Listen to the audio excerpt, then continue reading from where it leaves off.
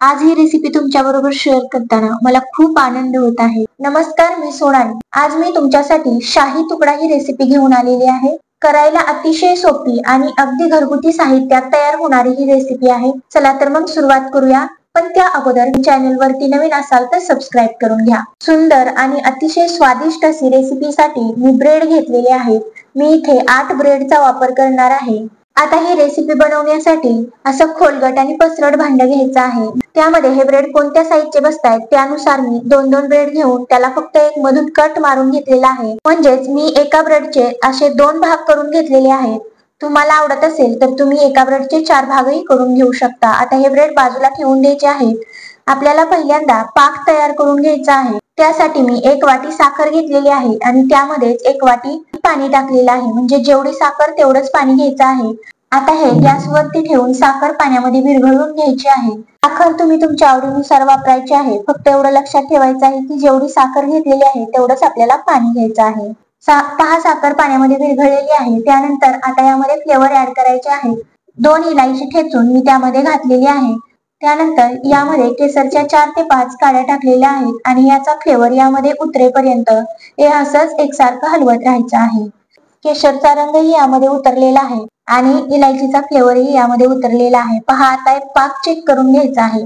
पाक आपल्याला एकदम एकतारी करायचा नाही। फक्त आपण गुलाबजामुन तयार करण्यासाठी जो पाक लागतो एकदम तसाच पाक तयार करून घ्यायचा आहे। पाक तयार झालेला आहे। आता तो बाजूला ठेवून द्यायचा आहे। आता हे ब्रेड तळून घ्यायचे आहेत। ब्रेड तळण्यासाठी मी एक असं पसरट भांड घेतलेलं आहे।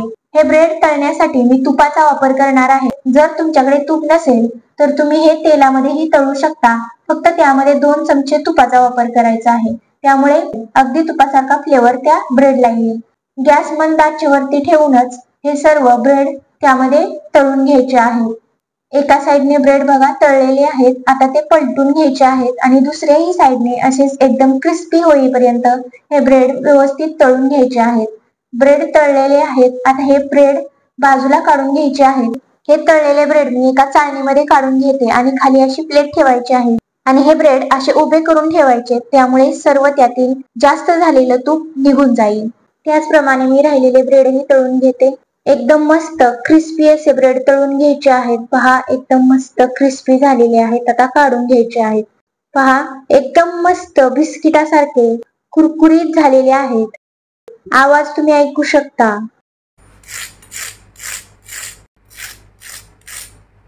यातील जास्त झालेलं तूपही निघून गेलेलं आहे। आपला पाक तयार आहे। तसेच आपले ब्रेडही तळून झालेले आहेत। असं हे भांड घेतलेलं आहे। आता तळलेले ब्रेड त्या पाकामध्ये बुडवून घ्यायचे आहेत। 2-3 मिनिटं असंच ठेवायचं आहे।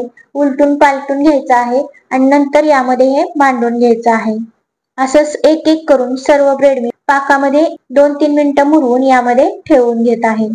आता हे असंच ठेवून देते आणि पुढची तयारी करूया। त्यासाठी मी 1 लिटर दूध घेतलेलं आहे। हे दूध मी अगोदरच गरम करून ठेवलेलं आहे। तुम्हाला दाखवण्यासाठी हे मी खाली घेतलेलं आहे। आता त्यामधील 1 वाटी दूध बाजूला काढून घ्यायचं आहे। याच्यासाठी मी जाड बुडाच्या कढईचा वापर केलेला आहे, जेणेकरून हे दूध या कढईला खाली चिकटणार नाही। आणि हे दूध पुन्हा उकळवून घ्यायचं आहे। आता दूध उकळवण्यासाठी एकसारखं असं हलवत राहायचं आहे। याला उकळी आल्यानंतर त्यामधील सर्व साय त्यामध्ये मोडून घ्यायचे आहे। जेव्हा दुधाला उकळी येईल त्यावेळेस गॅस लो फ्लेम वरती करून घ्यायचा आहे। 3 ते 4 मिनिटं हे दूध असंच आटवून घ्यायचं आहे। हे दूध मी अधून मधून हलवून घेणार आहे। इथे मी 1 वाटी दूध बाजूला काढून ठेवलेलं ते घेतलेलं आहे। ते दूध थंड झालेलं आहे। आता त्यातील 3 ते 4 चमचे मी दुसऱ्या वाटीत काढून घेते। त्यामध्ये मी कस्टर्ड पावडर वापरत आहे। कस्टर्ड पावडर मी 2 चमचे वापरलेली आहे। ही कस्टर्ड पावडर दुधामध्ये एकदम व्यवस्थित मिक्स करून घ्यायची आहे। यामध्ये कोणतीही गाठ राहता कामा नये। पहा, मी असं एकदम मस्त कस्टर्ड पावडर त्या दुधामध्ये मिक्स करून घेतलेली आहे। आणि उरलेली ही अर्धी वाटी दूध घेतलेला आहे। त्यामध्ये मी 2 चमचे मिल्क पावडरचा वापर करत आहे। ही दूध पावडर या दुधामध्ये व्यवस्थित मिसळून घ्यायची आहे। जर तुमच्याकडे ही दूध पावडर नसेल तर तुम्ही 1 ते 2 चमचा मक्याच्या पावडरचा वापर करू शकता। पहा, यामधील सर्व गाठी मी मोडून घेतलेले आहेत। आपलं हे दूध पावडरचं मिश्रणही तयार आहे आणि कस्टर्ड पावडरचं मिश्रणही तयार आहे। ते बाजूला ठेवून द्यायचं आहे। आता आपण दूध चेक करून घेऊया। मी याला अधून मधून हलवत होते, कारण हे दूध खाली चिटकू नये म्हणून। आता यामध्ये साखर घालून घ्यायची आहे। त्यासाठी मी अर्धी वाटी साखर घातलेली आहे. साखर तुम्ही तुमच्या आवडीनुसार कमी जास्त करू शकता. आता ही संपूर्ण साखर या दुधामध्ये विरघळवून घ्यायची आहे. त्यानंतर या दुधामध्ये केसरच्या 5 ते 6 काड्या घालून घेतलेल्या आहे. या केशर मधील रंग आणि त्याचबरोबर चवही त्यामध्ये उतरेपर्यंत ते दूध एकसारखं हलवत राहायचं आहे. पहा, केशरचा फ्लेवर यामध्ये उतरलेला आहे. आता यामध्ये आपण तयार करून घेतलेलं दूध पावडर आणि दूध यांचं मिश्रण होतामध्ये ते निम्म घालून घ्यायचं आहे. त्यानंतर हे व्यवस्थित त्यामध्ये मिसळून घ्यायचं आहे. त्यामध्ये एकही गाठ होऊ द्यायची नाही. उरलेलं पुन्हा त्यामध्ये ओतायचं आहे आणि पुन्हा हे हलवत राहायचं आहे. हे थोडंसं घट्ट झालेलं आहे.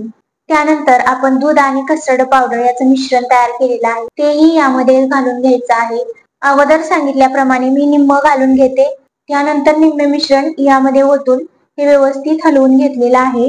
हे बघा, दूध पावडर आणि कस्टर्ड पावडर या दोन्ही पावडर या दुधामध्ये मिसळल्यामुळे हे दूध घट्ट होण्यास मदत होते. त्याचबरोबर याची चवही दुप्पट होण्यास मदत होते. जोपर्यंत याचा फ्लेवर यामध्ये उतरत नाही तोपर्यंत याला असं एकसारखं हलवत राहायचं आहे. आता हा शाही तुकडा एकदम हॉटेल सारखा होण्यासाठी यामध्ये मी थोडासा पिवळा रंग मिसळून घेते. रंग हा एकदम ऑप्शनल आहे. याला 2 ते 3 मिनिटं असंच हलवून घ्यायचं आहे.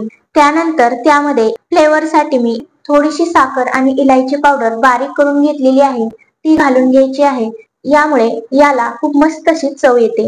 यामध्ये कोणतीही गाठ होऊ द्यायची नाही. जर यामध्ये गाठी झाल्या तर विस्कच्या साह्याने असं एकसारखं हलवून घ्यायचं आहे. त्यामुळे सर्व गाठी मोडल्या जातील. पहा, एवढी कन्सिस्टन्सी झाली पाहिजे. आता आपली एकदम परफेक्ट कन्सिस्टन्सी झालेली आहे. आता गॅस बंद करून घेऊया आणि हे थोडंसं थंड करून घ्यायचं आहे. हे थोडंसं थंड करून घेतलेलं आहे. आता यामध्ये बारीक केलेले ड्रायफ्रूट घालायचे आहे. त्यामध्ये मी काजू, बदाम आणि पिस्ता घातलेला आहे. तुम्ही तुमच्या आवडीनुसार कोणतेही ड्रायफ्रूट घालू शकता. त्यामुळे त्याची चव खूप क्रंची लागते. बघा, हे थोडंसं थंड करून घेतल्यानंतर अजून थोडंसं घट्ट झालेलं आहे. हे आपल्याला असंच पाहिजे होतं. आपण जे शुगर सिरप मध्ये हे बुडवून ठेवलेलं त्यावरती आता हे तयार झालेलं मस्त असं हे मिश्रण त्यावरती घालून घ्यायचं आहे. पहा, एकदम व्यवस्थित असं मिश्रण त्यावरती घालून घेते. आता आपला पहिला लेअर तयार झालेला आहे. दुसऱ्या लेअर साठी मी तुपामध्ये तळलेले ब्रेड पुन्हा शुगर सिरप मध्ये बुडवून घेते. 2 ते 3 मिनिटं त्यामध्ये ठेवून हे जे मिश्रण घातलेलं आहे त्यावरती हे ठेवून घ्यायचे आहेत. पाक एकदम चमकतोय कारण यामध्ये मी पाक तयार करत असताना फक्त अर्धा चमचा दूध घातलेलं. एक एक करून मी असं सर्व ब्रेड मांडून घेतलेले आहेत आणि पुन्हा त्यावरून हे मिश्रण घालून घ्यायचं आहे. पहा, एकदम संपूर्ण टिप्स सहित सविस्तर रेसिपी सांगितलेली आहे. यावरती हे मिश्रण व्यवस्थित घालून घेतलेलं आहे. त्यानंतर यावरती ड्रायफ्रूट घालून घेतलेले आहेत. त्याचबरोबर त्यावरती टुटी फ्रुटीही टाकू शकता. पहा, आपली संपूर्ण अशी स्वादिष्ट रेसिपी तयार झालेली आहे. ही हॉटेलमध्ये अशीच गरमागरम सर्व करतात, परंतु इथे मी 1 तासासाठी हे सेट होण्यासाठी फ्रीज मध्ये ठेवून देणार आहे. त्यामुळे याची चव दुप्पट होण्यास मदत होते. पहा, मी 1 तास हे फ्रीज मधून ठेवून घेतलेला आहे. याची कन्सिस्टन्सी बघा, मस्त सेट झालेला आहे. आता यावरती तूप टाकून घ्यायचं आहे. इथे मी 2 ते 3 चमचे तूप टाकलेलं आहे. त्यामुळे त्याची चव खूप मस्त लागते. आता हे चाकूच्या साह्याने मी कापून घेते. हे मस्त मऊ लुसलुशीत झालेलं आहे. त्यामुळे हे व्यवस्थित चाकूने कापलं जात आहे, कारण आपण याला मस्त असं फ्रीज मध्ये सेट करून घेतलं आहे. आता आपण हे सर्व करूया. अत्यंत साध्या आणि सोप्या पद्धतीने अगदी नवशिक्यांना सुद्धा ही रेसिपी समजेल अशा सोप्या भाषेत ही रेसिपी तुमच्या बरोबर शेअर केलेली आहे. अगदी कमीत कमी साहित्यामध्ये ही रेसिपी तयार होते. चवीला अत्यंत स्वादिष्ट असणारी ही रेसिपी खूप जणांच्या रिक्वेस्ट वरून मी आज तुमच्या बरोबर शेअर करत आहे. त्यामुळे मला ही रेसिपी तुमच्या बरोबर शेअर करताना खूप आनंद होत आहे. जशी दिसते त्यापेक्षाही चवीला स्वादिष्ट असणारी ही रेसिपी मुलांसाठी जास्त हेल्दी असणार आहे, कारण यामध्ये कोणतेही प्रिझर्वेटिव्ह किंवा इसेन्सचा वापर केलेला नाही. अशा पद्धतीने तुम्ही सुद्धा एक वेळा नक्की ही रेसिपी बनवून बघा. कशी झाली कमेंट करून सांगायला विसरू नका.